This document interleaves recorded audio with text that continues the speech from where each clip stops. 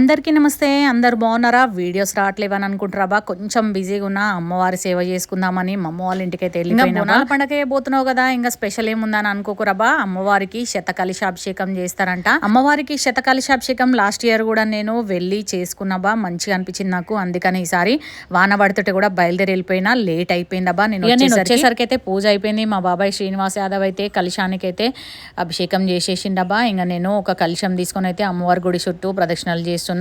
ఇంకా కొబ్బరికాయ కొట్టి మా బాబాయ్ అయితే అమ్మవారి అభిషేకానికి అయితే ప్రారంభోత్సవం చేసేసిండు. ఇంకా లాస్ట్ ఇయర్ కూడా ఈ శతకలశాభిషేకం చాలా మంచిగా చేసుకున్నాం అబ్బా. ఈసారి కూడా అందుకనే పరిగెత్తుకుంటూ వచ్చేసిన, వర్షం పడుతున్నా లెక్క చేయకుండా వచ్చిందనమాట. ఆ తల్లి దయ ఉంటే ఏదైనా చేయగలుగుతాము. మీరందరూ కూడా అమ్మవారిని మంచిగా చూసి దండం పెట్టుకోరబ్బా. అమ్మవారికి అయితే శతకలశాభిషేకం అయితే స్టార్ట్ అయిపోయింది. ఇంకా అమ్మవారిని చూస్తే నాకైతే కడుపు నిండిపోతుందబ్బా. నేనైతే ఇంకా అమ్మవారిని చూసుకుంటే అట్లనే నిలబడిపోతా. తల్లి జగజ్జనని ఎవరి మనసులలోనైతే ధర్మబద్ధమైన కోరికలు ఉంటాయో వాళ్ళ కోరికలు ఖచ్చితంగా నెరవేర్చుతుందబ్బా.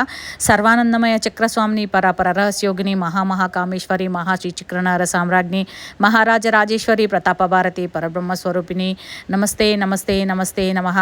అమ్మవారిని ఏ స్తోత్రాలతోటి, ఏ కీర్తనలతోటి, సంకీర్తనలతోటి మనము పూజించినా కానీ ఆ తల్లి పలుకుతుంది. స్వచ్ఛమైన మనసుతోటి, భక్తితోటి మనము కొలిస్తే ఆ తల్లి ఖచ్చితంగా కరుణా కటాక్షాలు మన మీద కురిపిస్తూనే ఉంటుంది. మంచి అవకాశాన్ని కల్పించినందుకు గుడి చైర్మన్ అయిన శ్రీనివాస్ యాదవ్ గారికి నేను ధన్యవాదాలు తెలుపుకుంటున్నా.